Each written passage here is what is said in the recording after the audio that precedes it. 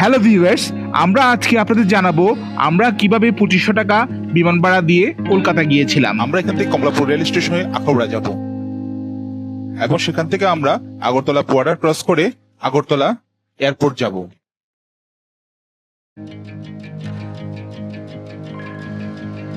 যাত্রাপথে আমরা রেলওয়ের কাটলেট এবং কফি খেয়েছিলাম। আমরা আখাউড়া রেল স্টেশনে নেমে সেখান থেকে আগরতলা বর্ডারের দিকে রিক্সা নিয়ে যেতে পারেন। আখাউড়া স্টেশন থেকে 60 টাকা ভাড়া নিবে, আর আপনারা যদি টমটমাই করে যান তাহলে এক একজনের 25 টাকা করে ভাড়া পড়বে।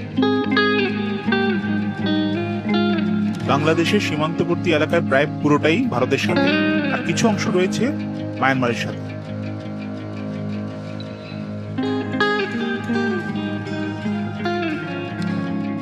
চারপাশে সবুজ প্রকৃতি দেখতে দেখতে আমরা এগিয়ে যাচ্ছি আখাউড়া বর্ডারের দিকে। ঢাকা থেকে সবচেয়ে কাছে ভারতের সীমান্ত রয়েছে, সেটি হলো আখাউড়া আগরতলা সীমান্ত। বর্ডার ক্রস করার জন্য আপনাকে অবশ্যই ট্রাভেল ট্যাক্স দিতে হবে। সেটি আপনি চাইলে যে কোনো সোনালী ব্যাংক থেকে দিয়ে চলে যেতে পারেন, অথবা সেখানে সোনালী ব্যাংকের একটি ব্রাঞ্চ রয়েছে, সেখান থেকে আপনি ডাবল ট্যাক্সটি জমা দিতে পারেন।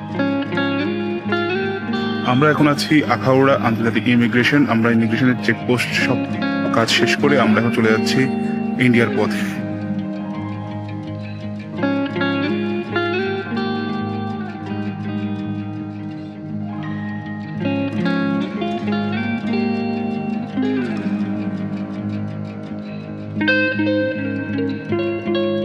আমরা বর্ডার পার হতেই দেখতে পেলাম নতুন এক পরিবেশ।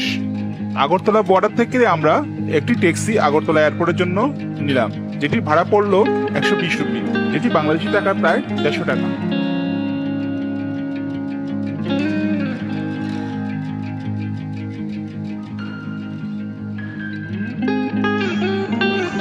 আগরতলা এয়ারপোর্ট, কিছুক্ষণের মধ্যে আমরা বিমানে উঠবো। এখন আপনাদের জানাচ্ছি কিভাবে আপনারা 2500 টাকায় কলকাতা যাবেন।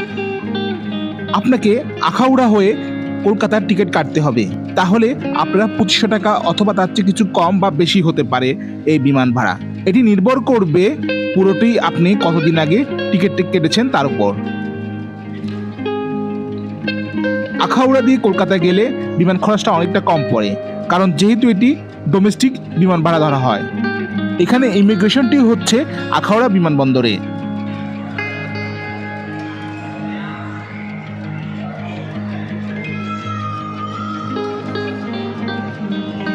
একটি বিষয় সব সময় মনে রাখবেন যে ডোমেস্টিক বিমান ভাড়া সব সময় কম হয় ইন্টারন্যাশনাল বিমান ভাড়ার চেয়ে।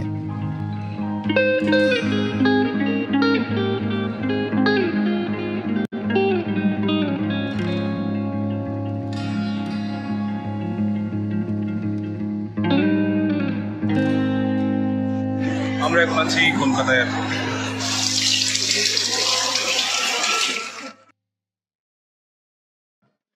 আজকের মতো এখানেই বিদায় নিচ্ছি। এই ধরনের তথ্যবহুল ভিডিও দেখার জন্য আমাদের চ্যানেলটি সাবস্ক্রাইব করে রাখুন।